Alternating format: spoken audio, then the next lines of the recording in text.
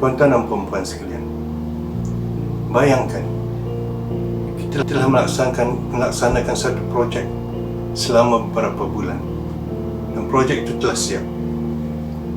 Kita submit projek tersebut untuk dapatkan bayaran daripada tuan projek tersebut.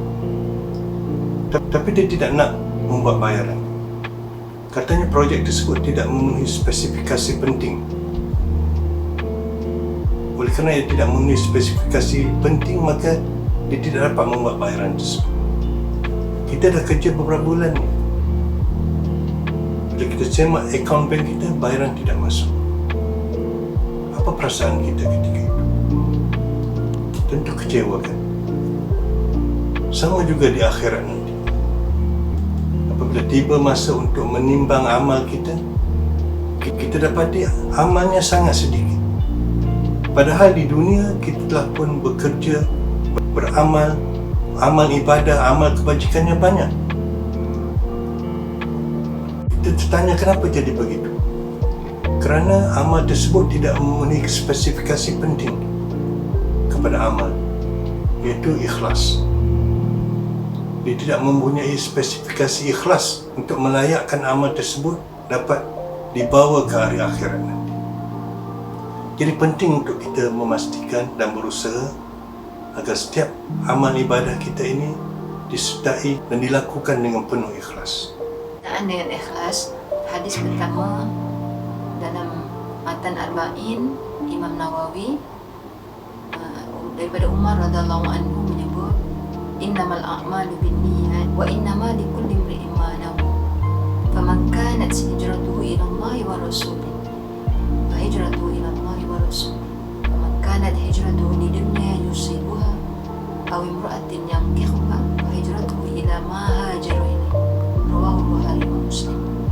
Maksudnya, sesungguhnya amal perbuatan manusia dengan niat, dan setiap amalan itu ada ganjarannya berdasarkan apa yang ia niatkan. Sekiranya seseorang yang meniatkan amalannya kerana Allah dan Rasul, maka dia akan mendapatkan apa yang dia niatkan kerana Allah dan Rasul.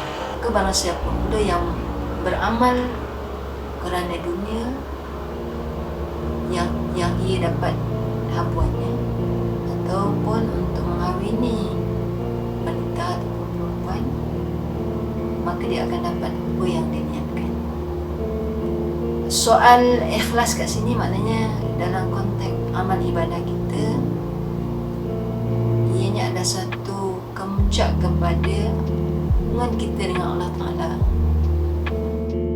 Jadi soal keikhlasan ialah soal antara kita dengan Allah Subhanahu Wa Taala, kita dengan Tuhan kita. Hanya Allah lah yang tahu kita ini ikhlas ataupun tidak. Dan ikhlas itu adalah juga bermaksud melakukan segala sesuatu kerana Allah Subhanahu Wa Taala.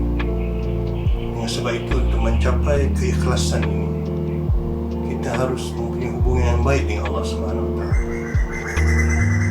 Dengan kata lain, kita perlu ada banyak me time dengan Allah Subhanahu Wa Taala. Me and Allah time. Orang sekarang ni hanya menyebut me time. Bila ada me time, pergi restoran, pergi shopping, itu me time dia. Tapi yang kita nak sekarang ni, usahakanlah me time dengan Allah Subhanahu Wa Taala. Dalam tahajud kita, dalam zikir kita, dalam iktikaf. Kalau tak bukan masa PKP, iktikaf sebelum akhir Ramadan itu adalah me time, me and Allah time. Jadi kita perlu wujudkan me and Allah time ini, khususnya di hujung akhir 10 Ramadan. Dengan itu, kita dapat mendidik jiwa kita untuk ikhlas kepada Allah SWT, melakukan sesuatu hanya kerana Allah SWT, bukan kerana kepentingan duniawi, bukan kerana harta dunia dan sebagainya. Mudah-mudahan usaha kita dan amal kita yang banyak di dunia ini, kita sertai dengan ikhlas dan kita dapat meraihnya di hari akhirat nanti. Akhirnya, mari kita renung firman Allah Subhanahu Wa Taala dalam surah Al-Kahfi ayat terakhir, ayat 110. A'udzubillahi minasyaitonirrajim. faman kana yarju liqa rabbih falyamal amalan salihan wala yusyrik bi'ibadati rabbih ahada. Dan sesiapa yang percaya dan berharap akan pertemuan dengan Tuhannya, hendaklah ia mengerjakan amal Tuhan, amal yang soleh, dan jangan ia mempersekutukan sesiapa pun dalam ibadatnya kepada Tuhan. Jadi amal kita ini semata-mata kerana Allah SWT, dan tidak ada syirik di dalam amal kita. Tidak ada buat amal kita ini kerana sebab-sebab dunia.